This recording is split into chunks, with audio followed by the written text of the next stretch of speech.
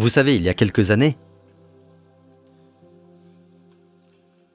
alors que je lisais le livre d'Ézéchiel, je me souviens être tombé sur ce passage où Dieu dit « Malheur au berger qui disperse le troupeau ». Pourquoi dit-il cela? Dieu dit « Vous mangez la graisse, vous vous habillez de laine, vous n'avez pas assisté les bêtes affaiblies, vous n'avez pas soigné celles qui étaient malades. » Alors quand je lis cela, lorsque Dieu dit que la façon dont il disperse le troupeau et qu'ils n'ont pas de compassion pour eux, c'est en ne fortifiant pas les faibles et en ne guérissant pas les malades.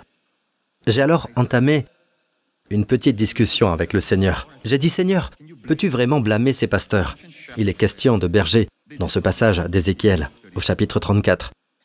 J'ai donc dit au Seigneur, « Tu ne peux pas blâmer les pasteurs, car comment peuvent-ils fortifier les autres alors qu'ils sont eux-mêmes faibles ?» Vous savez, nous les pasteurs, nous nous sentons souvent faibles. Comment peuvent-ils guérir les autres alors qu'eux-mêmes ont besoin de guérison? Il n'y a pas de puissance libérée lorsqu'ils prient. Alors j'ai demandé, « Seigneur », et puis le Seigneur m'a répondu, « Est-ce que je tiendrai quelqu'un pour responsable si je ne lui ai pas d'abord donné l'autorité et la puissance ?» Waouh! Voilà qui aura été une révélation pour moi. Je me souviens encore de l'endroit où j'étais dans mon bureau et j'ai dit, « Seigneur, je crois que tu m'as donné l'autorité, l'onction et la puissance. Si tu m'as dit de fortifier ceux qui sont faibles et de guérir ceux qui sont malades, Amen. Cela veut dire que je peux le faire. Et pourtant, ce n'est pas moi. Est-ce que vous comprenez cela? Et en passant, je voudrais dire que je ne suis pas un prophète. Je suis un pasteur. D'accord? Seulement un pasteur. D'accord? Je tenais à le préciser. Mais il y a des prophètes dans le corps du Christ. Le quintuple ministère fait référence aux apôtres, aux prophètes, aux évangélistes, aux pasteurs et aux enseignants. Je suis plutôt un pasteur enseignant, d'accord? Oui, le ministère prophétique se manifeste de plus en plus.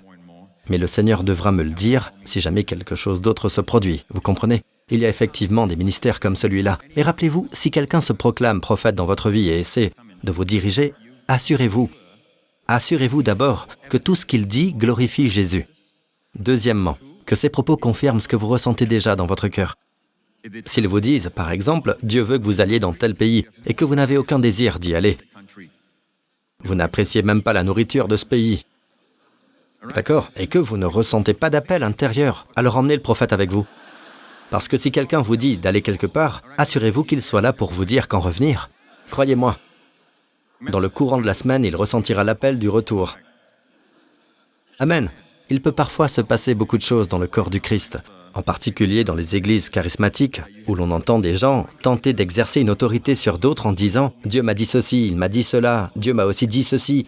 En réalité, ce n'est rien d'autre que de la manipulation spirituelle, une forme de domination spirituelle sur les gens. Faites attention à cela. Ceux qui entendent vraiment Dieu ne répètent pas à tout bout de champ « Dieu a dit, Dieu a dit ». Lorsque je discute avec mes pasteurs, je ne dis jamais « Dieu m'a dit cela ». Le sujet est clos. Ah, si Dieu vous l'a dit, alors d'accord. Je ne me permets jamais de dire « Dieu m'a dit ». Les gars, Dieu m'a dit ceci. Vous comprenez? Jamais. Vous entendez ça? Vous entendez les « wep, wep, wep ». Un wep bien sonore ici. Il y a tout un nid de wep par là, vous voyez. Et on ne leur a même pas dit de le faire. Ils ne savent même pas ce que je vais dire lorsque j'arrive ici. Alors, nous les laissons discuter, comme dans le livre des Actes. À la fin, après nos raisonnements et nos discussions, nous arrivons à une conclusion. Et, comme dans le livre des Actes au chapitre 15, en effet, il a paru bon au Saint-Esprit et à nous. Vous voyez cela? Le Saint-Esprit travaille même à travers la discussion. Vous voyez, parmi les leaders. Si quelqu'un s'amène en disant « Le Seigneur m'a dit, eh bien, ne l'acceptez pas sans que cela résonne en vous. Les prophètes de l'Ancien Testament étaient, disons, directifs. Ils étaient directifs, c'est ça. Mais dans le Nouveau Testament, il y a un ministère. Des prophètes dans le quintuple ministère. Et ils ne font que confirmer ce que vous avez dans votre cœur. Vous comprenez? Amen. Un grand nombre des vérités que je prêche ne sont pas directives. En fait, la première fois que vous êtes venu à la New Creation Church, vous avez peut-être entendu le message de la grâce, ou l'évangile de la grâce, et le don de justice. Quelque chose en vous a dit « Oui, oui ». C'est ce que je sais être vrai. Mais votre tête dit « Mais ». Votre cerveau réfléchit, analyse, mais votre cœur reçoit. Comme nous dit Jean dans sa première épître au chapitre 2, verset 21, « Si je vous écris, ce n'est pas parce que vous ignorez la vérité, mais parce que vous la connaissez. » Alors, Amen, la parole est exprimée et elle confirme ce qui est à l'intérieur. Parce que souvent, lorsque Dieu nous guide de l'intérieur, cela s'apparente plus à une poussée puissante. Vous voyez, comme la locomotive d'un train, c'est le moteur qui donne de l'énergie au wagon de queue. Mais celui-ci n'a pas de direction s'il n'est pas sur les rails. De la même manière, la parole pose les rails. En lisant la Bible ou en entendant la parole être prêchée, cette puissance est confirmée, ainsi que la paix et l'onction à l'intérieur. Lorsque vous priez pour que Dieu vous donne une direction, permettez-moi de vous dire ceci, dans ces derniers jours, vous aurez besoin de plus en plus de la direction et de la voix de Dieu.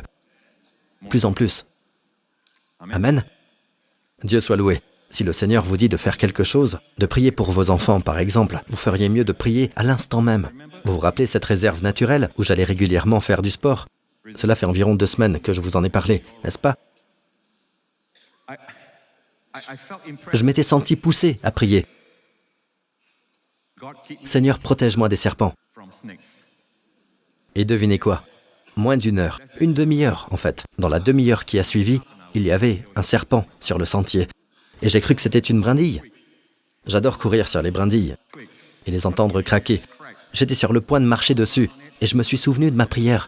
Dieu peut-il agir sans que nous n'ayons prié? Vous voyez, c'est ce qui nous amène au ministère de l'homme déchu et pourquoi Dieu a donné l'autorité à Adam et que celui-ci a l'autorité sur la terre.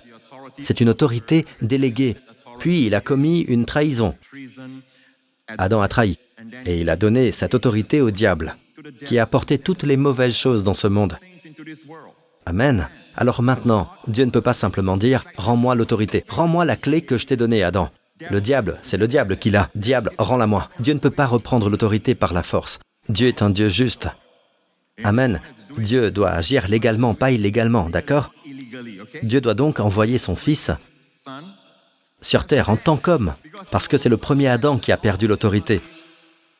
Ce doit être un nouvel Adam qui la récupère. Et c'est pour cette raison que Jésus est appelé le second ou le dernier Adam. Vous comprenez? Il devient le représentant de la race humaine. Par le péché d'un seul homme, nous sommes tous devenus pécheurs. Par l'obéissance d'un seul homme, nous devenons tous justes.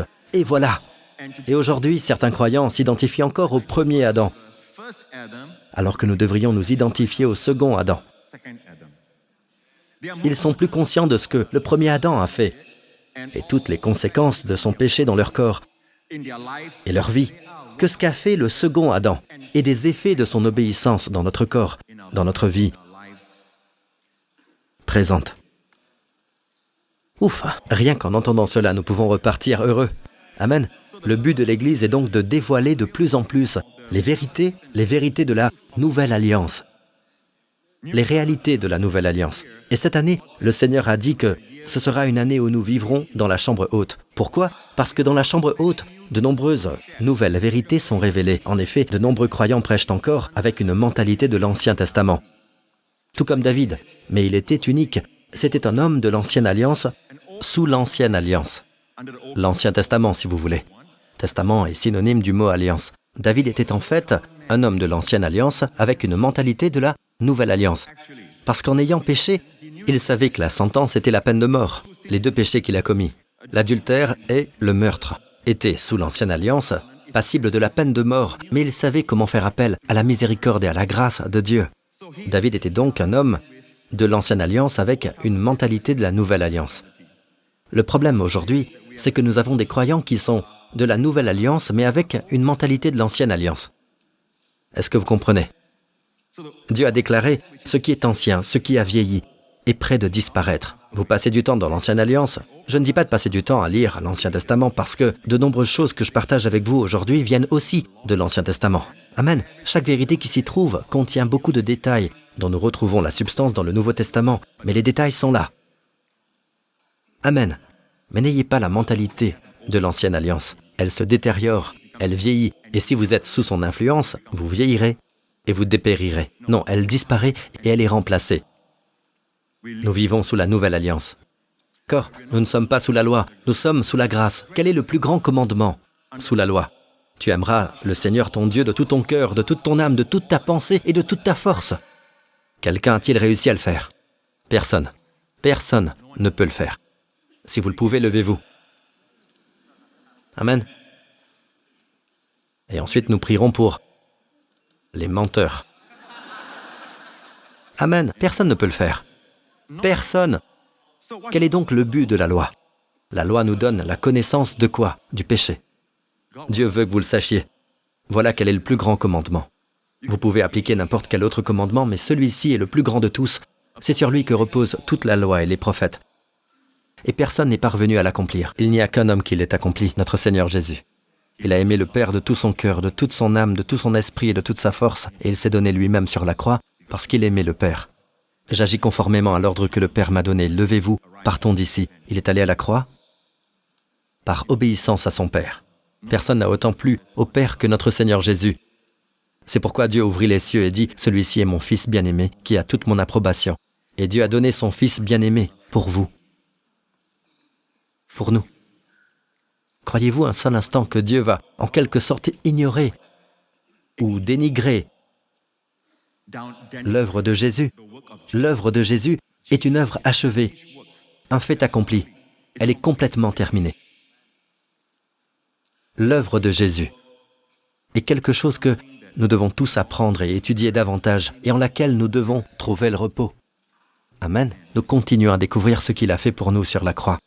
Et les chrétiens des différentes dénominations se disputent encore sur certains aspects, tels que la guérison est-elle accordée? La guérison est-elle obtenue à la croix? Lisez la Bible. Dans la Bible, il est même dit « Vous connaissez la grâce de notre Seigneur Jésus-Christ alors qu'il était riche. » Pouvez-vous imaginer à quel point Jésus est riche? Peut-on dire aussi riche qu'Elon Musk? Plus riche. C'est lui qui a créé les diamants, les saphirs, tout ce qui existe.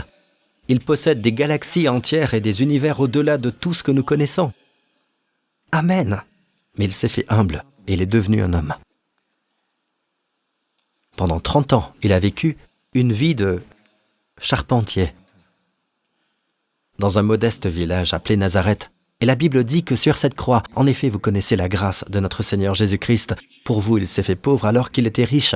Il ne s'agit pas ici de pauvreté spirituelle, mais bien de pauvreté physique. Le contexte porte sur la richesse matérielle et physique à partager avec les Corinthiens, à partager avec ceux de Jérusalem qui étaient pauvres. Dans ce contexte, il est question de biens matériels, de ressources matérielles. Vous connaissez la grâce de notre Seigneur Jésus-Christ. Il s'est fait pauvre alors qu'il était riche. Où l'a-t-il fait? Sur la croix. Afin que par sa pauvreté vous soyez enrichis. Toutefois, je n'ai pas dit que vous serez milliardaire, j'ai dit riche. Je vais utiliser le langage de la Bible. Riche signifie quoi? Être abondamment pourvu, en ayant beaucoup de surplus. Parce que si vous n'avez pas de surplus, vous ne pouvez pas être une bénédiction pour les autres, mais uniquement pour vous et vous-même, ce qui est plutôt égoïste. Jésus est donc devenu pauvre. Il n'avait rien lorsqu'il était cloué sur la croix. Lui qui possède tout l'univers n'avait rien lorsqu'il était suspendu à la croix. Pourquoi? L'une des dernières choses qu'il a vues, c'était des gens qui faisaient des paris. Les soldats romains se disputaient ses vêtements en organisant des paris. Il est devenu pauvre pour que vous puissiez être riche. Et lorsque Dieu vous fait ce cadeau, que dites-vous? Ah non, oh là là, non. Nous, les Asiatiques, nous sommes comme ça. Vous savez, c'est comme cette personne qui est allée aux États-Unis. Une histoire vraie, vous savez. Et aux États-Unis, ils vous prennent au mot. Et ce Chinois, je veux dire, ce gars avec ses traditions chinoises, comme les Singapouriens et leurs traditions. Dans ces cultures, on refuse par politesse. C'est très gênant de dire merci et de prendre simplement ce qu'on vous offre. Par exemple, voulez-vous une part de gâteau? Ah non, non, non, merci, non. Vous ne pouvez pas vous en empêcher. Vous devez d'abord dire 3 fois non avant d'accepter, pas vrai? C'est la coutume ici. Amen.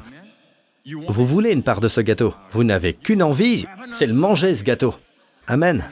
C'est exactement le genre de gâteau que vous aimez. Mais vous devez d'abord dire « Non, non, non, ça va, c'est OK. » N'est-ce pas? Pas « c'est OK. » C'est OK. C'est OK, c'est OK. Ensuite, vous espérez que les gens insisteront. Pas vrai? Alors mettons qu'ils disent « Allez-y, s'il vous plaît. » Votre coutume veut que vous refusiez encore une fois. Vous n'êtes pas encore à la 3e fois, d'accord? Vous devez donc dire « Non, non, non, non, non. Vraiment, merci, mais... ce n'est pas la peine. Très bien. » Puis le gars arrête d'insister et vous vous dites « Oh, il est vraiment grossier. » Il n'a pas suffisamment insisté. Non, il n'est pas grossier. Il respecte votre choix. Il pense peut-être que vous êtes au régime ou autre chose. Vous avez dit non, n'est-ce pas? Donc, lorsque Dieu vous donne le don de la justice, aujourd'hui, nous ne sommes pas juste du fait de nos performances, mais par le don de la grâce. Ce que Dieu dit dans la Bible est vraiment surprenant. Il est dit, si par un seul homme, par la faute d'un seul, La mort a régné, ceux qui reçoivent.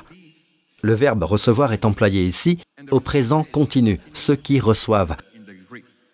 Même les chrétiens qui ont déjà reçu Jésus et l'abondance de sa grâce doivent continuer à recevoir. Amen. Comment? En étant conscients de cette grâce. Soyez ceux qui reçoivent l'abondance de la grâce et ceux qui reçoivent encore plus. Soyez ceux qui reçoivent l'abondance de la grâce et le don de la justice. Dites le don de la justice. En d'autres termes, votre statut de juste avec Dieu est un don. Aujourd'hui, nous n'avons pas d'effort à faire pour devenir justes. L'obéissance de Jésus nous a rendus justes. Tout comme le péché d'Adam a fait de nous des pécheurs. Nous ne sommes pas devenus pécheurs à cause de nos propres péchés. Nous le sommes à cause du péché d'Adam. Nous sommes nés avec le péché d'Adam en nous. La tendance au péché était déjà présente dès le départ. De même, lorsque Jésus, le second Adam, est mort pour nous, souvenez-vous de ceci. Dieu a fait de Jésus, qui ne connaissait pas le péché, devenir péché pour nous, afin qu'en lui nous devenions justice de Dieu. Il faut que vous preniez votre place. Et Dieu dit, ceux qui reçoivent le don de la justice, que se passera-t-il lorsque vous recevez le don de la justice? Vous régnerez dans la vie, nous dit la Bible. Vous régnerez dans la vie. Amen. Et le diable s'y attaquera. Je vous le dis, quiconque prêche l'abondance de la grâce et le don de la justice sera attaqué par le diable en les traitant de toutes sortes de noms. Vous voyez, de toutes sortes de noms. D'accord? Comment le sais-je? Devinez. Ils essaieront de discréditer celui qui prêche cela. « Oh, c'est à cause de ceci, à cause de cela. Il est comme ça. » Cela n'a aucune importance, tant que je vous prêche la vérité, amen, et que vous régnez dans la vie. Parce que lorsque vous régnez dans la vie, vos addictions ne le peuvent pas. Lorsque vous régnez dans la vie, souvenez-vous, le péché ne le peut pas. Lorsque vous régnez dans la vie, Satan ne le peut pas. C'est pourquoi il attaque cette vérité. Alors tournez-vous vers votre voisin, souriez-lui et dites « Je suis la justice de Dieu en Christ. » Amen. Dans la chambre à l'étage, il y a des vérités que le Seigneur partage à propos de la chambre haute. Quelle est la signification de la chambre haute? De nos jours, la chambre haute n'est pas un bâtiment physique, vous voyez. C'est un lieu, un endroit, où des choses extraordinaires se produisent. Nous en avons parlé dans le sermon thématique de l'année. Mais rappelez-vous que le premier sermon de l'année que j'ai prêché était basé sur le chapitre 20 des Actes des Apôtres. Et il est question ici du dimanche, comme premier jour de la semaine. Rappelez-vous que le Seigneur Jésus est ressuscité un dimanche. Et comment cette image représente l'Église locale? Chaque croyant doit faire partie d'une Église locale. Pourquoi? Parce que, qu'ils comprennent ou non ce qu'est la chambre haute, Dieu a ordonné la chambre physique à l'étage dans l'Ancien Testament et dans le Nouveau Testament comme lieu de l'Église. Puis-je avoir un bon amen? Maintenant, observez bien ceci. Le dimanche, le premier jour de la semaine, nous étions réunis pour rompre le pain. Donc aujourd'hui, nous ne célébrons pas le sabbat. Le sabbat, c'est comme si tout était fait. Et qu'ensuite, on se repose le samedi. Shabbat ou sabbat, qui est le jour de repos hébreu. Pour nous, tout commence par le repos. Le premier jour après le repos, c'est le jour du Seigneur. Vous devez vous reposer pour être en mesure d'accomplir les choses avec succès, alors que dans l'autre sens, vous travaillez d'abord, puis vous vous reposez. Vous comprenez? N'est-ce pas surprenant? Vous savez, la perspective de Dieu est toujours différente de la nôtre. Nous devons entrer dans le repos, nous devons entrer dans l'œuvre achevée de Jésus pour recevoir le salut. Nous le recevons simplement comme un cadeau. Nous recevons la justice, le don de la justice par sa grâce, tout simplement comme un cadeau. Et ensuite, nous régnons. C'est là qu'intervient l'action, c'est là qu'intervient le service, c'est là qu'intervient la vie active. Mais si vous n'êtes pas entré dans son repos, vous ne pouvez pas agir. Amen, parce qu'à chaque fois que vous agissez sans être reposé, vous le faites pour de mauvaises raisons. Et Dieu regarde la motivation, pas seulement l'action. Amen. La chambre à l'étage représente donc l'Église. C'est ce que vous allez voir dans ce passage. Je vais vous lire et prêcher la suite parce que si vous voulez voir les vérités à ce sujet, elles se résument à 6 versets du chapitre 20 des Actes et c'est formidable. J'ai prêché le sermon entier avec tous les détails et les révélations qu'il contient dans le premier sermon de cette année. Mais je veux attirer votre attention sur ceci. Le dimanche, nous étions réunis pour rompre le pain. Remarquez qu'à l'époque, ils avaient pour coutume de se remémorer le repas du Seigneur chaque dimanche. Paul ne voulait pas manquer cette occasion. Il était en voyage lorsqu'il est arrivé dans cet endroit appelé Troie. Hélène de Troie. la cité grecque. Vous voyez? Et à Troie, il y avait des croyants. Et le premier jour de la semaine, remarquez qu'ils respectaient ce premier jour de la semaine. Les gens disent que le dimanche n'a rien de particulier. Ou ils utilisent des termes quelque peu désobligeants à l'égard des chrétiens. Ce sont des chrétiens du dimanche. Non, ne minimisez pas l'importance du dimanche. Il se passe quelque chose le dimanche qui ne se produit pas les autres jours. D'accord? Ils se réunissaient donc le dimanche. Il y avait beaucoup de lampes dans la chambre à l'étage où nous étions rassemblés. Remarquez que le lieu est appelé la chambre à l'étage. Le lieu où les croyants se rassemblent, c'est la chambre à l'étage. Cela nous dit que le cénacle, cette chambre à l'étage, est une image de l'Église. Mais pour des raisons pratiques, où se situe-t-elle? À l'étage, dans la chambre à l'étage. Laissez-moi vous raconter quelque chose. Il y a des années, j'ai lu dans un grand journal, un journal laïque et pas un journal chrétien. J'ai lu des statistiques qui montrent que les gens qui fréquentent régulièrement l'Église sont ceux qui vivent le plus longtemps et en meilleure santé. Je regrette de ne pas avoir pensé à découper et à conserver cette statistique, mais elle m'est restée en mémoire toutes ces années. Toutefois, je ne pense pas qu'il s'agisse de n'importe quelle église. Si vous prêchez la tradition, si Jésus n'est pas le centre de votre sermon, et que vous prêchez sans onction et qu'il n'y a pas l'onction du Saint-Esprit, je ne pense pas que cela entre en ligne de compte. Je pense que la personne qui a fait ces statistiques est probablement allé dans des églises où Dieu agit, où il y a des choses qui se passent. Amen. Vous me suivez, les amis? Très bien. Il y avait beaucoup de lampes dans la chambre à l'étage. Et rappelez-vous, il y avait un jeune homme. Or, le jeune homme du nom d'Eutychus, Actes chapitre 20, verset 9. Eutychus était assis sur le bord de la fenêtre. La fenêtre représente une perspective sur le monde. Il y a donc des gens très occupés avec leurs textos. Eutychus en reçoit peut-être un, probablement. Ou il est simplement sur les réseaux sociaux, faisant défiler les pages les unes après les autres, sans même y prêter attention. Et puis, il regarde dehors. Il observe tout. Oh, la lune, magnifique, un peu plus brillante de ce côté-là. Il regarde à l'extérieur et il observe. Et il scrute tout ce qu'il voit dehors. Et puis il écoute le sermon et regarde à nouveau à l'extérieur, tout en écoutant le sermon. C'était le sermon de Paul. Et la vérité de la révélation de Paul était évoquée juste là. Et Eutychus, lui, s'est endormi pendant la révélation de Paul. Mais quelle est-elle? La révélation de la justice en Christ. Il s'est endormi et il est tombé de l'endroit surélevé où il était assis. Notez-le bien. Personne ne meurt lorsqu'il se trouve dans la chambre à l'étage. Ceux qui meurent sont amenés à la chambre à l'étage. D'accord? Souvenez-vous-en. Personne ne meurt tant qu'il ne sort pas de la chambre à l'étage. Par conséquent, s'asseoir sur le bord de la fenêtre, c'est s'asseoir sur le seuil. Vous n'êtes pas pleinement dans l'Église, vous n'êtes pas pleinement dans le monde. Vous ne pouvez pas me traiter de mondain, je reste fidèle à l'Église. Vous ne pouvez pas non plus dire de moi que je suis déconnecté du monde. Non, la plupart de ceux qui utilisent, entre autres, le terme « déconnecté du monde » veulent en fait dire qu'ils préfèrent utiliser la sagesse du monde plutôt que la sagesse de Dieu. Je veux que vous sachiez quelque chose. Lorsque 3 jeunes hommes et Daniel ont été emmenés captifs à Babylone, la Bible dit que le roi voulait qu'ils mangent des plats servis à sa table et du vin de ses banquets. C'était le roi Nebuchadnezzar. Les 4 jeunes gens ont refusé. Ils se sont tenus au principe de Dieu. Et dans Daniel, chapitre 1, il est dit qu'après avoir refusé de manger les plats servis à la table du roi, ils ont été interrogés après un certain temps et Daniel a demandé qu'on nous donne des légumes à manger et de l'eau à boire. Et à ce propos, n'en faites pas une doctrine et ne dites pas aux gens de manger telle ou telle chose. C'est la bénédiction du Seigneur et ils se sont tenus au principe de Dieu. Et la Bible dit que lorsque l'intendant est revenu les voir, au bout de 10 jours, ils avaient meilleure apparence et avaient pris plus de poids. Ils étaient plus beaux que tous les gens de Babylone du même âge. Non seulement cela, mais la Bible dit que dans tous les domaines de la science et de la connaissance, et cela concernait certainement les sciences et les connaissances babyloniennes et du monde entier, ils étaient 10 fois plus sages. Vous ne serez donc jamais perdant si vous faites les choses à la manière de Dieu. Amen. Vous serez 10 fois plus avisés. Dites-le à vos enfants. Et 10 fois plus beaux que les gens du monde entier. Amen. Merci, Seigneur. Ils n'en veulent pas? Je prends. Amen. Amen. Ne soyez pas de ceux qui pensent, et ce depuis longtemps, que les chrétiens sont privés de certaines choses, vous voyez, que nous sommes délaissés pour compte. Non, nous possédons de nombreuses vérités. Nous avons une sagesse que le monde n'a pas. Qu'est-ce que le monde a? La connaissance. Même l'intelligence artificielle fonctionne sur la base des connaissances que vous lui donnez. Si rien n'y entre, rien n'en sort. Ses capacités sont limitées à ce que vous y mettez. Ce ne sont que des connaissances. Mais la sagesse, c'est la capacité de savoir quoi appliquer, quand et comment assembler ces connaissances. Et c'est quelque chose que l'intelligence artificielle ne pourra jamais faire. L'IA ne peut pas avoir d'intuition. Parfois, vous ne parvenez pas à dire si une personne est mauvaise, mais il y a quelque chose en vous, le Saint-Esprit. Pas seulement quelque chose, mais quelqu'un. Ce quelque chose que vous ressentez, c'est le Saint-Esprit. C'est le quelqu'un qui vous donne l'intuition. Il y a comme un voyant vert ou un voyant rouge. Cette personne n'est pas bonne. Cette personne est mauvaise.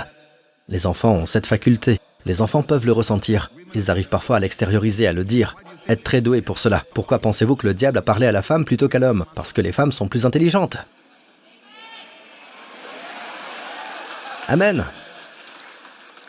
Il savait que les femmes sont plus intuitives. Et il sait que l'homme dit « je suis le chef ». Mais il sait que la femme est le cou qui fait tourner la tête. Donc, si vous atteignez la femme, vous atteindrez l'homme. Et vous savez où était Adam au moment où le serpent parlait à Ève, l'incitant à prendre le fruit défendu? Vous savez où était Adam? Il était juste là. Qu'est-ce qu'il faisait? Il faisait l'idiot. Voilà. Le mal règne lorsque les hommes de bien se taisent.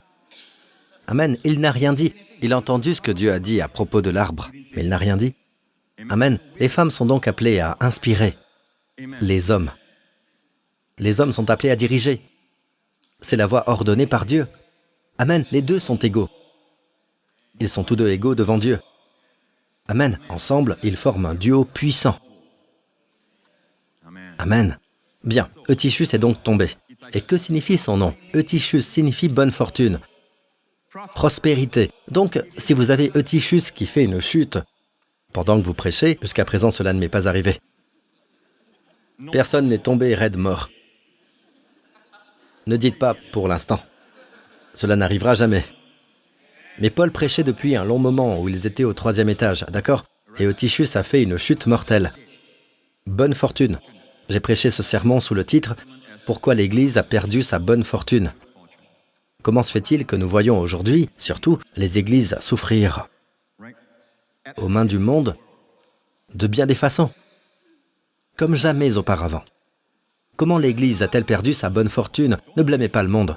Regardez à l'intérieur. Voyez ce qui s'est passé. Comment l'Église a perdu sa bonne fortune? Elle a oublié la jeune génération. De plus, elle a oublié la prédication de Paul. La jeune génération s'est endormie pendant la prédication de Paul, et dans un sens, cette génération est morte. Vous comprenez? Il y a tant de vérités de la Bible, où l'on parle de mort, entre autres, mais appliquées à notre vie, cela ne veut pas dire que nos enfants sont littéralement morts, d'accord? Ça veut dire qu'ils sont coupés de Dieu, ils ne sont pas sensibles aux choses de Dieu. Les choses du monde sont plus attrayantes pour eux que les choses de Dieu. Je vais vous expliquer comment faire pour réveiller en eux l'étincelle des choses de Dieu. Aimeriez-vous le savoir? Amen. Tout est caché là, dans la chambre à l'étage. Après la chute d'Eutychus, Paul est descendu. Je ne vais pas relever chaque détail de ce passage, d'accord? Quelques mots à propos de cette bonne fortune, de cette prospérité. Eutychus. Si vous avez perdu Eutychus dans votre vie, qu'elle n'est plus sous le signe de la bonne fortune ou de la prospérité, qu'il s'agisse de vos affaires, de votre famille, de tout le reste, apprenez les vérités dans ces versets. La bonne fortune et la prospérité que représente Eutychus, c'est l'idéal de Dieu. Il est tombé du 3e étage. Signifie quoi? Dieu ne veut pas que vous chutiez de là, vous savez. C'est pour cette raison qu'il dit « Bien-aimé, je souhaite que tu prospères à tout point de vue et sois en bonne santé à l'image de ton âme. » Bien, mais Paul est descendu, s'est penché sur lui et l'a pris dans ses bras. Dites, Paul l'a pris dans ses bras. En disant « Ne vous inquiétez pas, car son âme est en lui. » Il l'a pris dans ses bras. Nous devons enlacer cette génération de la révélation paulinienne. Qu'est-ce que la révélation paulinienne?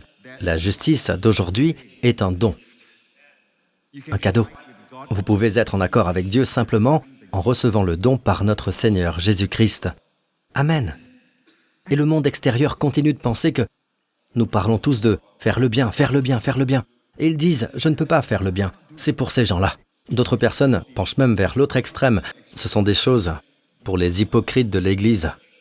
Lorsque les gens vous disent cela, répondez simplement « ah ça, vous en faites pas, venez quand même, un de plus à l'Église, n'est-ce pas?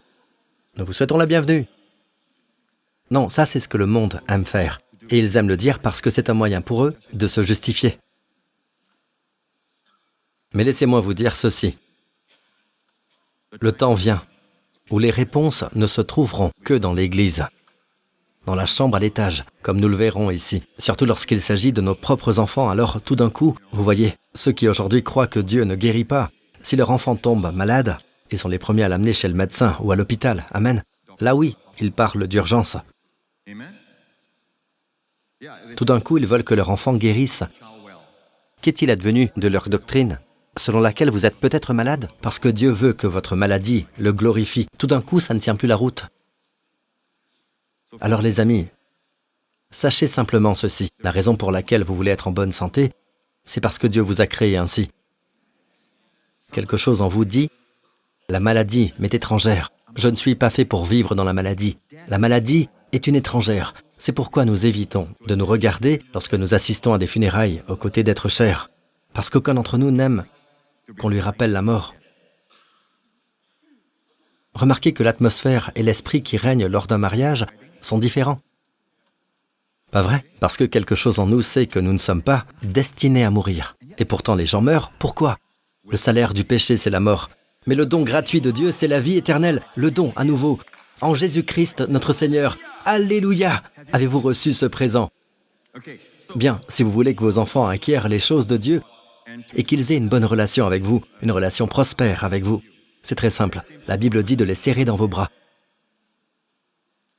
Qu'est-ce que cela veut dire? Eh bien, il s'agit là de vérité spirituelle, vous voyez. C'est une étreinte spirituelle à faire à cette génération au moyen de la révélation paulinienne. Voilà ce que nous devons faire. Vous savez, on entend souvent les gens dire « Eh bien, cette génération a accès à des choses auxquelles nous n'avions pas accès quand nous avions leur âge. » Certes, ils ont accès à Internet, aux réseaux sociaux et autres, et ils sont exposés au péché dès leur plus jeune âge. Ils s'endurcissent, mais Dieu ne le pense pas. Vous pourriez penser qu'en fait, vous ne pouvez pas être en plus mauvaise posture que d'être mort. Pas vrai? Et pourtant, Paul a étreint un corps sans vie. Cela signifie qu'il faut que cette mort rencontre la révélation paulinienne. Quelle est la révélation de Paul? La justice de Dieu se révèle par la foi, pour la foi. C'est un présent. Et cette génération doit se l'approprier. Ils en ont assez de la politique identitaire et de tout ce qui se passe sur les réseaux sociaux. Et ils veulent savoir qui ils sont vraiment. Vous êtes la justice de Dieu, en Christ. Et voilà quel est le message. Et nous les prenons dans nos bras. Mais il y a aussi une vérité ici que je pense importante si vous voulez que vos enfants s'éveillent à la vie. Des études ont été menées à ce sujet. Elles disent que lorsque vous prenez quelqu'un dans vos bras, en particulier un être cher, vous libérez des substances chimiques, des hormones de stress. En fait, toutes les hormones de stress ne sont pas mauvaises, vous savez. Dans ce cas, c'est une bonne hormone de stress. Vous libérez une substance appelée ocytocine. L'ocytocine, elle répare votre cœur de tout. Vous voyez? De tout problème que vous pourriez avoir, de tout problème physique, l'ocytocine semble guérir le cœur. Comment le sait-on? Grâce à une étude. On a pu constater que lorsqu'on étreint quelqu'un que l'on aime, cette personne libère de l'ocytocine. Amen. Toutefois, il est impossible que la dose d'ocytocine nécessaire pour ressusciter Eutychus ait été produite, d'accord? Sachez que lorsque vous êtes mort, vous ne savez pas que quelqu'un vous a serré dans vos bras. Vous comprenez ce que je dis? Je pense que oui. Ce n'est donc pas à cela que je fais référence. Je parle du principe que Dieu nous enseigne ici. Trouvez ce temps de prendre vos enfants dans vos bras chaque jour. Ne soyez pas le premier à vous éloigner. Laissez-les être les premiers à se détacher. Prenez-les dans vos bras et serrez-les. Dites-leur, laisse papa te prendre dans ses bras. Tous les jours, je serre mon fils dans mes bras. Ma fille est grande aujourd'hui, alors je la serre de côté. Je lui fais même un bisou. Amen. Mais prenez-les dans vos bras, câlinez-les et faites-le tous les jours. Laissez-les se détacher eux-mêmes. Il se passe quelque chose en eux lorsque vous agissez ainsi. Je crois que vous allez les sortir de leur apathie, de leur confusion et du sentiment de rejet qu'ils éprouvent, peut-être à l'école ou ailleurs. Lorsque vous les étreignez, quelque chose se produit. Je crois qu'il y a une vérité en cela. Oh pasteur, vous essayez seulement de trouver des choses comme... Je vais vous le montrer à travers les gens de la chambre haute. Avec les jeunes. La cohésion de ceux présents dans cette chambre à l'étage est fascinante. En regardant attentivement l'histoire d'Élie et d'Élisée, vous verrez que tous deux ont dû faire face à la mort de jeunes enfants. Vous vous en souvenez? Passons à l'histoire d'Élie, 1 Roi, chapitre 17. Après ces événements, le fils de cette maîtresse de maison tomba malade. Sa maladie fut si violente, le fils de la femme à qui appartient la maison. C'était la veuve qui habitait à Sarepta, chez qui Dieu a envoyé Élie. Et c'est surprenant parce que Dieu a envoyé Élie, un prophète juif, dans un lieu païen. Et ce n'est pas un lieu païen ordinaire. C'était l'endroit où régnait Ethbaal, roi des Sidoniens. C'était Sidon. L'endroit en question, c'était Sidon, d'accord? Sarepta à Sidon. Sidon est l'endroit où la fille du roi de Sidon, qui n'est autre que Jézabel, a introduit le culte de Baal en Israël. Imaginez Dieu demandant à ce prophète d'aller là-bas. D'accord? Et Jésus en a parlé, se sont mis en colère. Quoi qu'il en soit, la grâce est pour ceux qui ne la méritent pas. N'est-ce pas? Bien, revenons à notre histoire. Un roi, chapitre 17. Sa maladie fut si violente qu'il cessa de respirer. Autrement dit, il est mort. La femme dit alors à Élie, « Que me veux-tu, homme de Dieu? Es-tu venu chez moi pour rappeler le souvenir de ma faute et pour faire mourir mon fils? Son fils était mort et elle blâmait l'homme de Dieu. » C'est une chose très instinctive chez les êtres humains, la chair humaine, de blâmer Dieu pour tout ce qui arrive de mal. Et ils ont en général le sentiment que leurs péchés y sont pour quelque chose. Es-tu venu chez moi pour rappeler le souvenir de ma faute? Il lui répondit, « Donne-moi ton fils. » Il le prit des bras de la femme, le monta dans la chambre à l'étage et le lieu de l'église.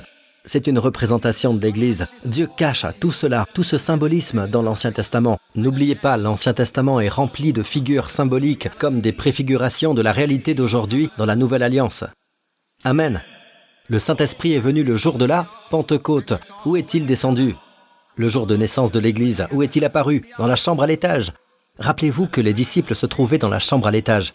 Cette chambre à l'étage est le lieu où Jésus a partagé les vérités de la Nouvelle Alliance, la nuit où il a été trahi et où il est allé à la croix en moins de 24 heures. Vous me suivez? Mais c'est dans cette chambre à l'étage, image de l'Église, qu'il a partagé toutes les nouvelles vérités. Dans Acte 1, verset 13, il est dit « Quand ils furent arrivés, ils montèrent à l'étage dans la pièce où ils se tenaient d'ordinaire. Il y avait là Pierre, Jean, Jacques, André, etc. Observez bien cela. C'est dans la chambre à l'étage qu'ils habitaient. Nous devons faire de l'Église notre vie. Nous avons besoin de plus de rassemblements, de groupes de partage, d'entraide. Entre autres, chaque fois que vous vous réunissez en tant qu'Église, rappelez-vous que vous êtes dans un lieu où Dieu agit, où les malédictions du monde, les maladies du monde, la fatigue et l'usure du monde et le stress du monde ne peuvent pas entrer. Lorsque le peuple de Dieu est rassemblé, en effet, là où 2 ou 3 sont rassemblés en mon nom, je suis au milieu d'eux.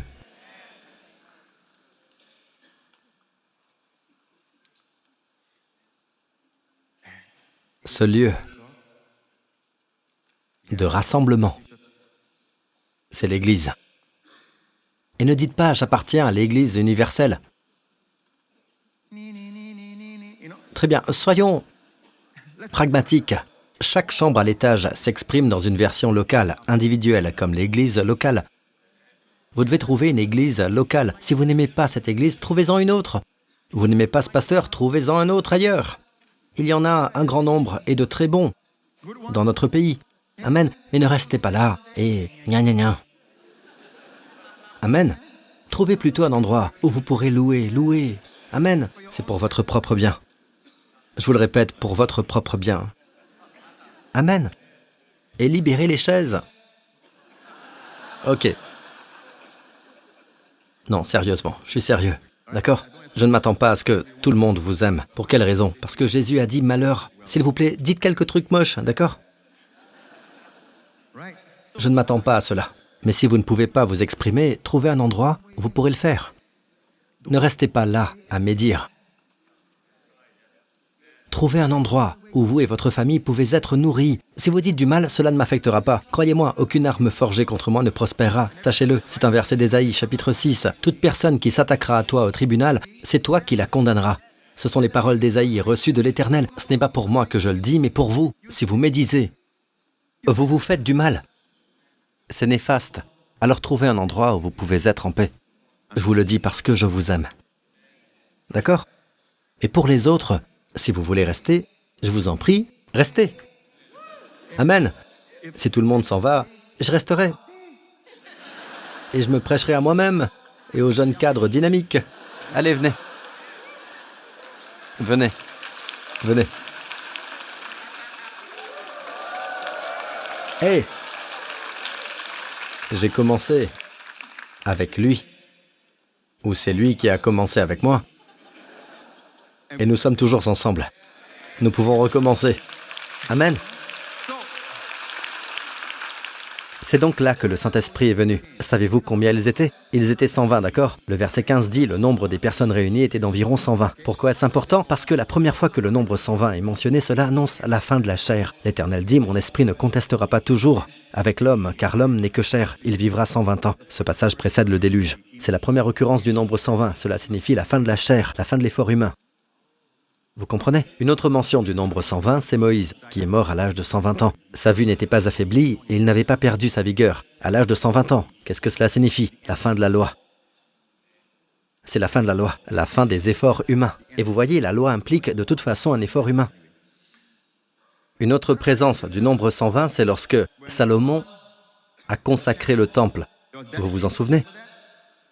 Dans 2 Chroniques 5, où il est question des Lévites musiciens, à la fin du verset 12, il est dit « Il y avait avec eux 120 prêtres chargés de sonner de la trompette. » Dieu est-il constant ou pas?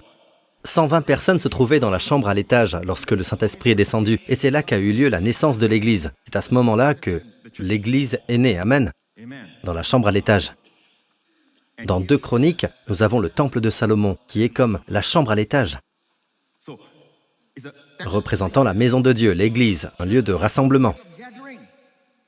Et le nombre 120 y est mentionné. C'est un endroit où l'effort humain cesse, où la loi a été accomplie. Vous n'êtes plus sous la loi. C'est un lieu où vous louez simplement le Seigneur. Et quelles étaient leurs louanges? Nous pouvons le voir dans le verset 13. Il est bon, il est chanté s'unissant d'un même accord. Il est bon, oui, sa bonté dure éternellement. N'est-ce pas magnifique? Revenons à Élie. Voudriez-vous savoir comment raviver cette flamme chez vos enfants? Si vos enfants ne sont pas sauvés, la meilleure chose que vous puissiez faire pour eux n'est pas de les éduquer. Vous pourriez penser que la meilleure chose à faire est de les envoyer dans une bonne école. Une école de renom. Soyons honnêtes. Est-ce pour eux ou pour vous que vous le voulez? Éduquez vos enfants, bien sûr, mais ce n'est pas la meilleure chose à faire dans la vie, vous savez. S'ils sont instruits, ils peuvent avoir tout l'argent du monde, une grande maison, voire plusieurs superbes maisons, et toute une flopée de voitures, et tout le reste, très bien, mais s'ils ne connaissent pas le Seigneur, leur vie ne se résumera qu'à un grand zéro. 1 million plus 1 million plus 1 million égale à 0. Pourquoi? Ils sont toujours pauvres. Ils deviennent des pauvres avec beaucoup d'argent. Parce que sans le Christ, vous n'avez pas reçu la vie abondante. Une vie abondante ne consiste pas en la richesse matérielle ou en la célébrité. Les gens continuent à courir après ces choses, mais cela ne suffira pas. Vous ne serez pas comblés. Ne perdez pas les 30 premières années à dépenser toute votre fortune pour obtenir davantage. Ne sacrifiez pas toute votre santé pour obtenir plus de richesse, pour ensuite passer les 30 prochaines années à essayer de racheter cette santé perdue. Ne perdez pas votre temps. Votre vie est précieuse. Vous êtes précieux. Dieu veut-il subvenir à vos besoins? Oui, il le veut. Dieu veut-il que vous soyez pauvres? Non. Un des versets qui nous le prouve est celui-ci. Jésus s'est fait pauvre afin que vous soyez enrichis. Mais ce ne sont pas des choses que nous recherchons. Amen. Alléluia. Revenons maintenant à Élie. Qu'a-t-il fait? Il prit le garçon dans ses bras et le porta. Le garçon est mort, quelque part dans les champs, ou au rez-de-chaussée de la maison, peu importe. Et au verset 19, il est dit « Et il le prit des bras de la femme, le monta dans la chambre à l'étage où il logeait et le coucha sur son lit. » L'Église se trouve donc dans la chambre à l'étage. C'est un lieu spirituel, vous me suivez? Très bien, j'espère que vous comprenez cela. La vérité ici ne repose pas sur l'homme. Laissez-moi vous dire une chose. Lorsque vous lisez l'Ancien Testament, dans 1 Corinthiens chapitre 10, il est dit « Tous ces faits leur sont arrivés pour servir d'exemple, et ils ont été écrits pour notre instruction. » Mais le mot « exemple » se traduit par toupos en grec, ce qui signifie des types, des modèles, des figures symboliques. Prenons l'exemple de Moïse, qui a sauvé ceux qui avaient été mordus par des serpents, une représentation des malades. Moïse fit un serpent en bronze, et il a été placé sur une sorte de croix, enroulé autour de la croix. Et Jésus dit « Et tout comme Moïse a élevé le serpent dans le désert, il faut aussi que le Fils de l'homme soit élevé. » Il s'agissait donc du nombre à l'époque de Moïse. Jésus sur la croix en est la matérialisation. À présent, écoutez, tout ce qui s'est passé dans l'Ancien Testament, tous ces faits leur sont arrivés pour servir d'exemple, pour nous. Je pensais connaître ce verset. Voyons si vous arrivez à le comprendre. Dieu n'a pas dit « Toutes ces choses sont arrivées dans l'Ancien Testament. » Et ensuite, voyons si je peux en tirer quelques vérités. C'est ce que je pensais autrefois. Ce n'est pas le cas. Ces choses leur sont arrivées pour qu'elles deviennent des types, des modèles. Cela a été fait exprès pour qu'elles soient des figures dont nous puissions tirer des enseignements. Écoutez attentivement, tous ces faits leur sont arrivés, à l'initiative de Dieu, pour servir d'exemple.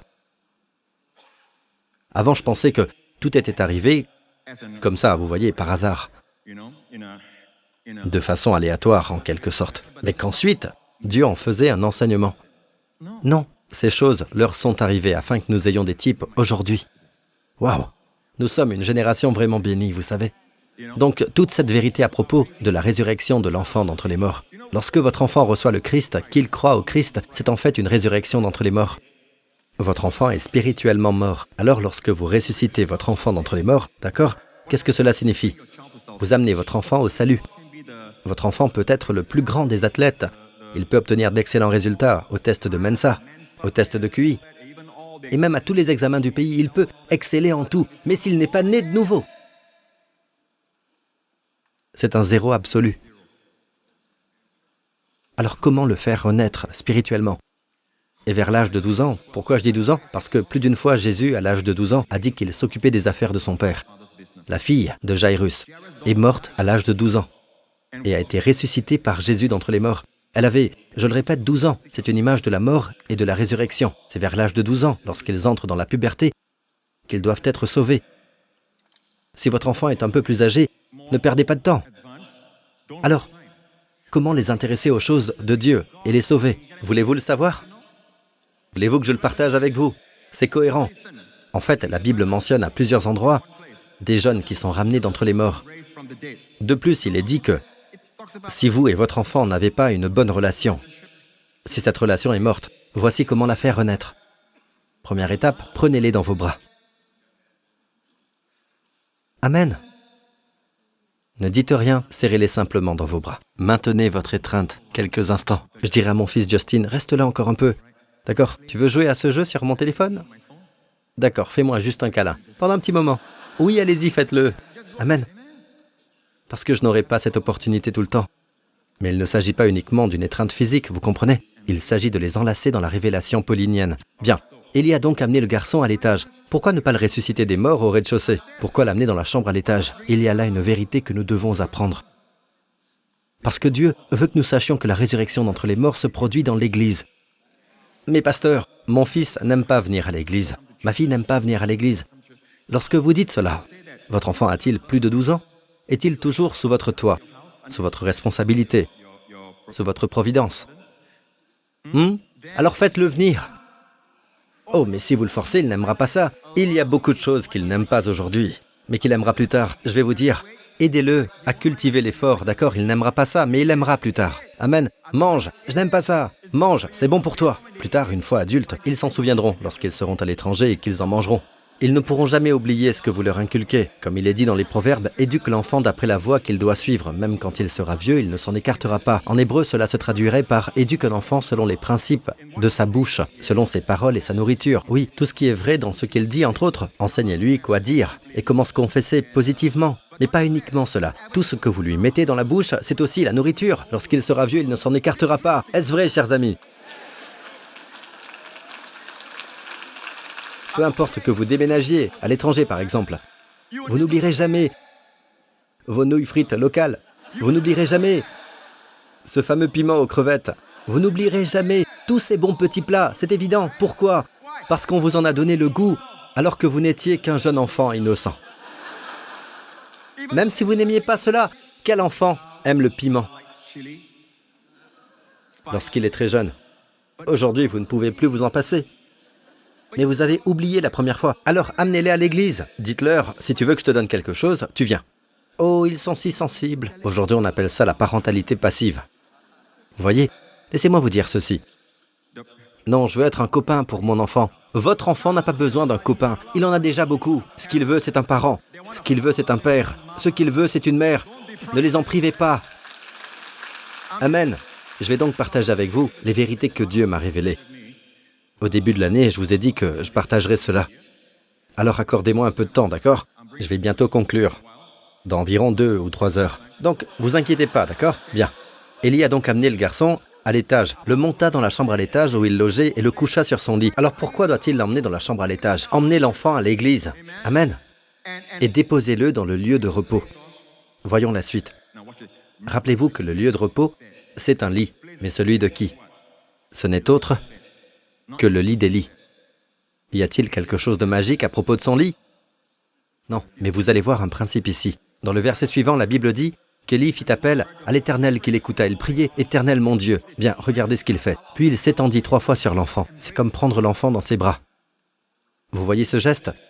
Je vais maintenant partager une révélation avec vous. Voici ce que le Seigneur m'a dit. Je me demandais pourquoi Élie s'étend-il sur l'enfant. L'enfant a été ressuscité d'entre les morts en passant. Ne faites pas cela à un enterrement, d'accord? Ne sautez pas sur le mort et ne tentez rien, d'accord? C'est un principe que nous essayons d'apprendre ici. Amen. Mais ne mettez pas de limite à la parole de Dieu. Ce geste est-il spirituel? Oui, c'est à des fins spirituelles. C'est pour des raisons parentales. C'est aussi dans le but de ressusciter les morts. Amen. Dieu ressuscite-t-il les morts aujourd'hui? Oui. Amen.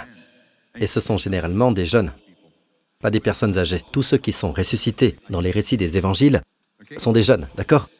Voyons la suite. Élie fit appel à l'Éternel et dit « Éternel mon Dieu, je t'en prie, que l'âme de cet enfant revienne en lui. » Il s'est d'abord étendu sur l'enfant et l'a étreint. C'est un geste que vous retrouverez toujours lorsque la jeune génération est élevée. C'est une étreinte. Est-ce que vous le voyez? Maintenant, je vais vous dire quelque chose que le Seigneur m'a montré. Vous devez les prendre en sandwich. Si vous voulez qu'ils s'intéressent aux choses de Dieu, même s'ils n'aiment pas cela au début, entourez-les de l'onction de Dieu. Enveloppez-les, entourez-les de l'onction de Dieu. De quoi disposez-vous chez vous? D'où tenez-vous cela, Pasteur Prince? Parce que le lit d'Élie avait son onction dessus. Et il y a mis le garçon mort. Et il a étreint le garçon pendant qu'il priait. Vous me suivez? Maintenant, vous avez l'onction au-dessus et l'onction au-dessous. Le garçon est pris en sandwich par l'onction.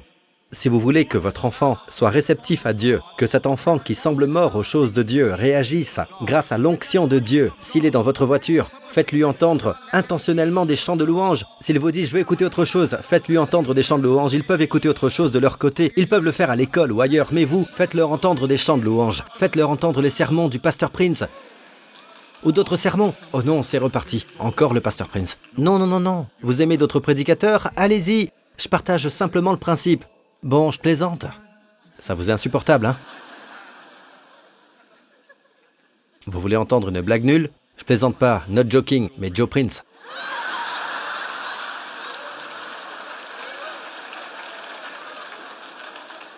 Bon, en anglais, ça le fait. Joking et Joe Prince. En français, c'est vraiment nul. Joking. Bon, passons. L'Éternel écouta Élie, l'âme de l'enfant revint en lui, et il retrouva la vie. Élie prit l'enfant, le descendit de la chambre jusque dans la maison, et le donna à sa mère en lui disant « Vois, ton fils est vivant ». Son successeur était Élisée. Élisée s'est également retrouvé face à un garçon décédé, cette fois dans la ville de Sunem. Allons à 2 Rois chapitre 4. Un jour, Élisée passait par Sunem, et il y rencontra une femme riche qui l'invita à manger, et il accepta. Plus tard, la femme dit à son mari « Vois-tu, je sais que cet homme qui passe toujours chez nous est un saint homme de Dieu, je le ressens. Faisons-lui une petite chambre indépendante à l'étage et mettons-y pour lui un lit et tout ce qu'il faut. » Élisée revint un jour dans la région. Il se retira dans la chambre à l'étage et y coucha. Comme vous voyez, il y a donc un lit dans la chambre à l'étage. Amen. C'est le lieu où vous pouvez trouver le repos. Voyons la suite.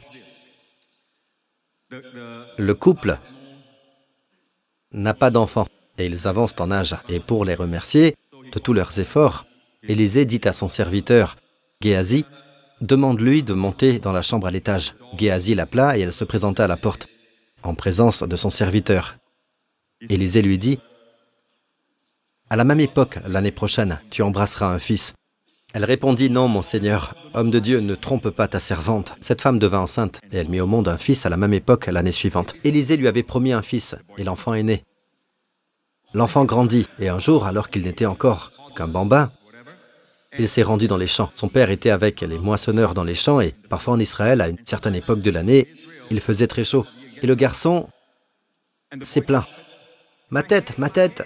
Le père dit à son serviteur, « Amène-le à sa mère. » Le serviteur l'emporta et l'amena à sa mère. L'enfant resta sur ses genoux jusqu'à midi, puis il mourut. Elle monta le coucher, elle monta à l'étage. Le garçon est mort sur ses genoux. Pouvez-vous imaginer la scène? La plupart des mères ne vous laisseraient même pas toucher leur enfant mort de cette façon. Regardez cette mère, qu'a-t-elle fait? Elle est montée et l'a étendue. Elle est montée.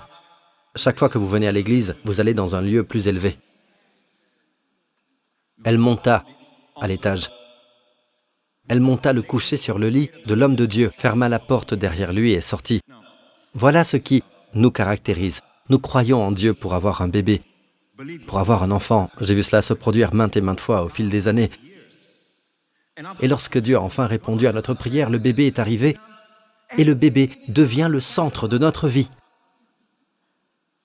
Oh, nous ne pouvons pas amener ce bébé à l'église. Il y a beaucoup de gens là-bas, plein de microbes, de virus, ce genre de choses. Oh, on ne peut pas, ce n'est pas possible. Et devinez quoi? À force de rester à la maison, le bébé tombe malade et cela s'aggrave. Pourquoi? Parce que vous l'avez mis dans un environnement où le diable peut l'attaquer. Le diable sait, si j'appuie sur ce bouton, je t'aurai à tous les coups. Vous êtes très inquiet. Tout votre petit monde, monsieur et madame, tout est centré sur votre enfant, pas vrai? Je sais où et quand appuyer sur le bouton. En fait, vous mettez votre enfant en danger. J'ai partagé ce sermon il y a de nombreuses années. En fait, cet exemple figure également dans mon livre « Live, Let Go Life ». J'ai raconté que j'étais tellement inquiet pour ma fille Jessica, tellement soucieux d'elle, qu'elle ne cessait de tomber malade. J'étais toujours aux petits soins. Je m'inquiétais toujours, mais elle tombait malade. Alors je blâmais tel endroit, puis tel autre. Je crois avoir même blâmé l'école du dimanche. Vous savez, ils ne vérifiaient pas si ceux qui venaient étaient malades, par exemple. Vous voyez, ma vie tournait essentiellement autour d'elle, mon premier enfant. Jusqu'au jour où le Seigneur m'a dit « C'est à cause de toi. Tu mets sa vie en danger. Tu la mets en danger. » J'ai demandé « Comment ?» En t'inquiétant toujours pour elle. Là où tu lâches prise, les provisions affluent. Là où tu ne t'inquiètes pas, ma protection est présente. En fait, plus tu t'inquiètes, plus tu comprimes le conduit qui vient du ciel. D'accord? Et il n'y a pas d'approvisionnement pour ta fille. Si tu veux le meilleur pour elle, place Jésus au centre de ta vie, pas elle. Il est le Seigneur de ta vie. Aime-la, mais n'en fais pas ton Seigneur. Amen. Et ne t'inquiète pas pour elle. En ne t'inquiétant pas pour elle, tu enlèves le bouton sur lequel le diable peut appuyer. Amen. Je vous ai dit beaucoup de choses très vite par manque de temps. J'espère que vous pourrez méditer sur ce sujet, d'accord? Aimez votre enfant, bien sûr, mais ne faites pas de lui un petit Dieu. Comprenez? Apprenez à lâcher prise et à faire confiance à Dieu. Ou bien restez à la maison, confiné derrière des murs et surprotégé. Votre enfant grandira en étant malade, encore et encore. Il a été constaté que les enfants surprotégés ont une propension à souffrir de toutes sortes de maladies. Et c'est dû à la surprotection. Leur corps n'a pas la capacité de lutter contre les virus et autres microbes, vous savez. Vous voulez ressusciter votre enfant d'entre les morts et le sauver. Assurez-vous de l'entourer de l'onction. C'est ce qu'a fait Élisée. Il se trouve au départ, Élisée, à 29 km de là, au mont Carmel. Mais là, c'est Sunem. Et la femme qui a perdu son enfant a entrepris d'aller le trouver à Dodane. J'ai fait quelques recherches pour savoir combien d'heures il faudrait pour y arriver. Il a fallu entre 5 et 6 heures de voyage à Dodane pour atteindre le mont Carmel et trouver Élisée. Cela faisait donc 5 heures que l'enfant était mort. Et rajouter 5 heures de plus pour le retour. Déjà 10 heures, entre 10 et 12 heures, à Dodane. Puis Élisée est entré. Et devinez où était le garçon? Le garçon mort était étendu sur le lit dans la chambre à l'étage. Le garçon est mort au rez-de-chaussée, sur les genoux de sa mère. Pourquoi fallait-il l'emmener dans la chambre à l'étage?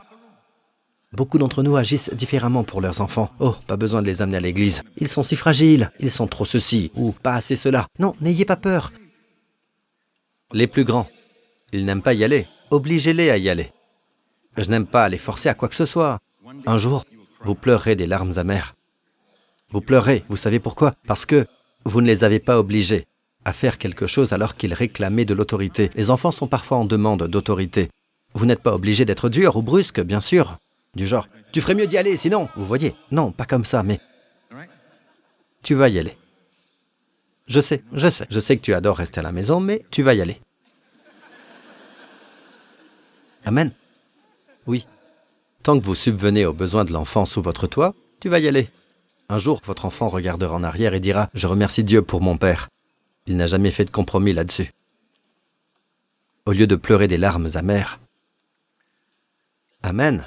Si vous observez bien, vous pouvez voir le même schéma. Élisée est arrivé à la maison et l'enfant mort était à l'étage, couché sur son lit, n'est-ce pas? Élisée entra, ferma la porte sur eux deux et pria l'Éternel. Il monta sur le lit et se coucha sur l'enfant. Le fait de s'étendre sur l'enfant, c'est une onction, n'est-ce pas? Vous êtes toujours avec moi? Il l'a étreint. Et ensuite, que s'est-il passé? Verset 35. Élisée s'éloigna, marcha de long en large dans la maison, puis remonta s'étendre sur l'enfant. Alors, l'enfant éternua 7 fois avant d'ouvrir les yeux. Assurez-vous qu'ils éternuent 7 fois par jour. C'est bon, je blague, d'accord? Très bien. Revoyons le principe. L'enfant était étendu sur le lit d'Élisée. Que représente son lit? Le lieu de l'onction. Qu'est-ce qui est un enfant? Une onction sur lui. Le garçon est donc dans un sandwich divin. Entourez-les de la parole de Dieu, de l'onction de Dieu. Amen. Amen, aussi longtemps qu'ils sont près de vous. Vous savez ce que je fais avec Justin lorsque je vais le chercher? Je vais parfois le chercher à l'école. Et là, je lui dis, jusqu'à ce qu'on arrive à ce bâtiment là-bas, on va prier en langue. Qu'il le fasse de manière conforme ou non, cela m'importe peu. Je sais que lorsque vous commencez à le faire, ce n'est pas parfait, mais il finira par trouver le flow. Et de temps en temps, je lui demande, est-ce que tu as prié en langue à l'école aujourd'hui? Chaque fois que vous ressentez comme des nœuds, que vous avez peur, que vous êtes nerveux, il y a comme un nœud ici, pas vrai? Priez simplement en langue. C'est comme si vous défaisiez le nœud, amen. Amen. Le garçon a donc été ressuscité d'entre les morts, selon le même principe. Comprenez-vous le principe de l'étreinte? Nous allons bientôt conclure, mais allons au psaume 92. Le psaume 92 nous dit qu'il s'agit d'un chant pour le jour du sabbat, qui correspond au jour du Seigneur pour nous. Pour nous, c'est un principe du jour du Seigneur. Chaque sabbat, les Juifs chantent ce chant. Vous voyez, il est bon de te louer, Éternel, et de célébrer ton nom très haut. Remarquez une chose, dans ce chant, il est dit que vous recevez l'onction. Allons au verset 11. « Mais tu me donnes la force du buffle, je suis arrosé avec une huile fraîche. » Regardez par ici, je vais conclure. Vous avez besoin de l'onction, d'accord? L'onction sur votre lit, peu importe où vous allez. La Bible dit, j'allais vous montrer ce passage dans la chambre à l'étage au chapitre 14. Dans Jean chapitre 14, verset 12, Jésus dit, en vérité, je vous le dis, celui qui croit en moi fera aussi les œuvres que je fais, et il en fera même de plus grandes. Vous savez pourquoi? Parce que je vais vers mon Père. De plus grandes œuvres, alors suivez-moi bien. Vous avez besoin de l'onction pour accomplir de grandes œuvres, n'est-ce pas? Comment puis-je recevoir l'onction, pasteur? Je viens au meilleur moment. Notez que David dit, je suis arrosé avec une huile fraîche. Où l'a-t-il trouvé? Un chant pour le jour du sabbat. Chaque sabbat. Ils vont à la synagogue, d'accord? Pour nous, c'est le jour du Seigneur. Vous avez besoin d'une onction renouvelée chaque jour du Seigneur. C'est de ce principe que je me suis inspiré. Et c'est quoi l'onction, Pasteur Prince? Vous savez, quand votre porte grince, qu'elle couine, qu'elle fait beaucoup de bruit, vous mettez de l'huile. Et qu'est-ce qui se passe? Il y a une telle fluidité. Lorsque vous faites les choses avec l'onction, que ce soit dans le travail, dans tout ce que vous entreprenez ou dans l'éducation de vos enfants, tout, il y a une aisance, sans effort. Comme de l'huile sur le corps. Vous voyez, c'est facile et sans effort. Lorsque vous mettez de l'huile, comme le font les culturistes, vous voyez, ils utilisent de l'huile. Et tout a l'air encore plus beau, tout brille. Mais il n'y a pas que cela. L'huile donne de la fluidité et de l'aisance, une facilité sans effort. Si vous exercez votre parentalité avec l'onction, tout se fera de façon fluide et sans effort. Si vous gérez votre entreprise avec l'onction, tout se déroule sans heurts. D'accord? Mais où trouvez-vous cette huile fraîche? Elle est fraîche parce que vous venez de la recevoir le jour du Seigneur. À l'église, le jour du Seigneur. Vous repartirez d'ici avec de l'huile fraîche. Et non seulement cela, chaque fois que vous venez à l'église, comme je vous l'ai dit à l'instant, vous serez en meilleure santé et vous aurez une longue vie. Parce que ce psaume se termine par « planté dans la maison de l'Éternel ». Planté, d'accord?